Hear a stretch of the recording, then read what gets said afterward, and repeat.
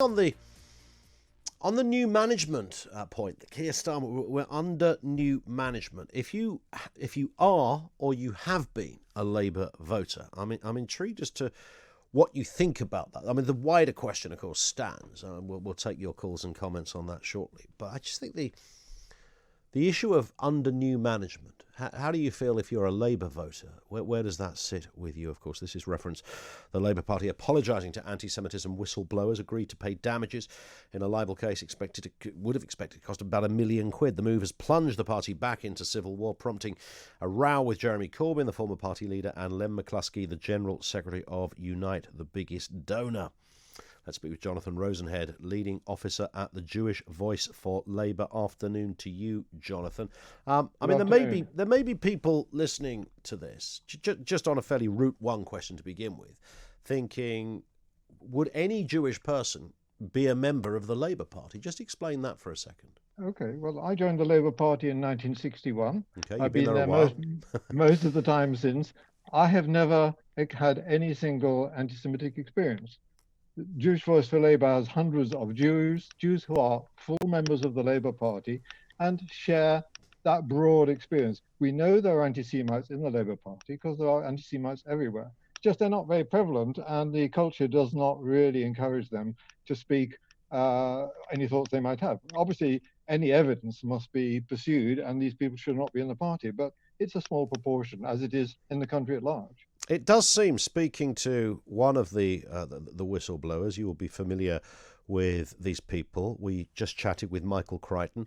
It does seem that the increase in complaints about anti-Semitism chimed with more or less the same time that Jeremy Corbyn became leader.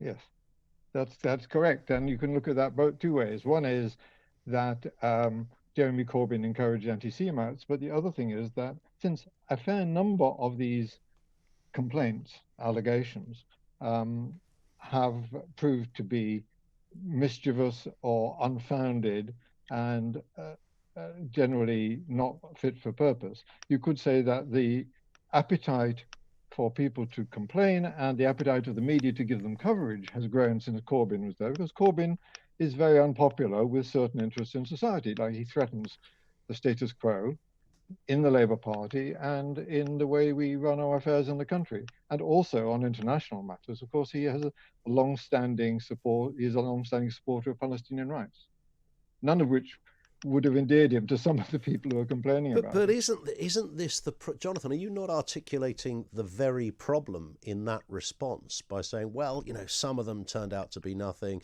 some people just didn't like Jeremy Corbyn? The fact is there's a sizable dossier of anti-Semitic / racist behaviour. Some of it is so foul I couldn't even read it out on the radio.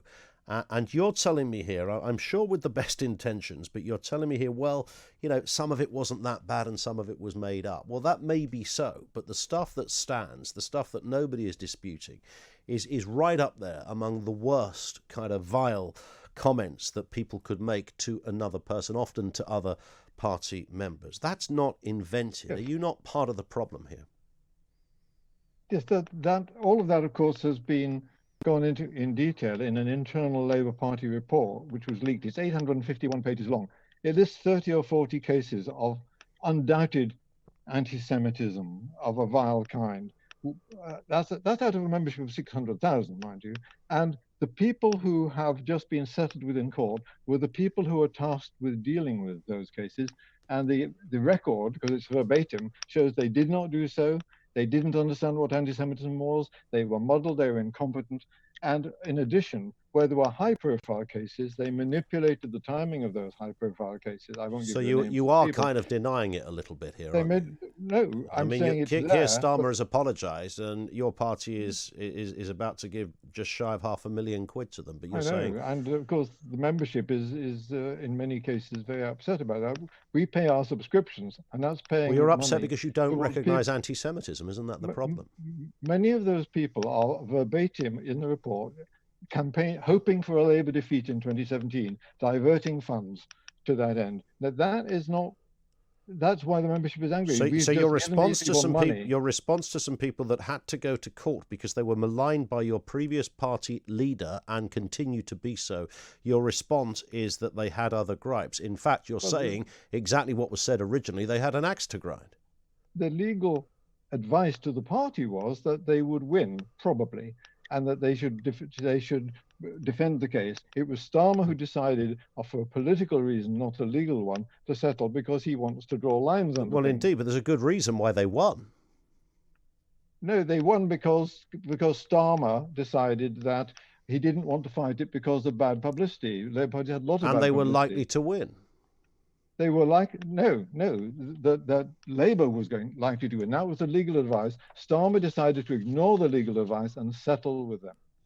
So did you not know that? Yeah, no, I did know that. Yes, sorry, I thought you'd put it the other way round, sir. I do apologise. Okay, fair dues. I'm happy to clarify that point. But your point, your contention here is still that you believe what was said originally, that these people had an axe to grind. Well, it's quite clear. You only have to look at the leaked report. I'm sure you've read it. I've read all 851 pages, which is not much fun. I'm sure it isn't. But perhaps you might need to go back and read it again, would I suggest? No, there are cases of anti-Semitism there, but there are also cases of sheer, vile, racist and homophobic, etc., abuse by some of those same people who've just been settled with. We have their WhatsApp conversations. They were being dismissive of black Labour MPs. They were attacking people who are mentally ill, saying they should die in a fire. All sorts of horrible stuff was coming from some of those people. Yes. That's what. Those people are not here. Pretty picture. Those people are not here to defend specifically those comments. No. It would seem extraordinary that long-standing members of the Labour Party would have taken this level of action and felt okay to be exposed to what you're alleging. It is surprising, and the membership has been shocked at what they've learned from it. In terms of, didn't know that we were paying these people's salary, and indeed, but they are members of your party for many years, much like yourself. Well, perhaps not quite as long as me. Well, you may hold some kind of record there in fairness, but the problem, it seems to me, that we have at the moment, Jonathan, is that Jeremy Corbyn, right after this, came out and essentially rebuked Keir Starmer's apology. Now, why would he do that? Well, I think that Keir Starmer was elected by many people in the party who believed what he said in his leadership campaign, that he was going to try to unite the party. This sort of action is very divisive, and if he is divisive, then people have to. But the previous leader divided the party in the most spectacular fashion, leading you to the greatest election defeat since the 1930s. Do you not recognise that? But that's not. Look, nobody is the perfect leader. Corbyn is a man of principle, and he enthused. But he doesn't know what anti-Semitism is. Hundreds of thousands. Oh, come on. I know the guy anti-personally. He's absolutely honest and principled. Where has he been for 5 years on anti? Who have an axe to grind. Jonathan, everybody's got an axe to grind, so you're doing the same thing. No, you're not recognising anti-Semitism in your party. It is seismic. It's systemic. That might be Jeremy calling you now. No, I wish it was. No, I'm Jewish, and I have the advantage of knowing more about anti-Semitism because I brought up with the fear of anti-Semitism. We know how to recognize it, but we do not like seeing those sorts of accusations misused for political purposes.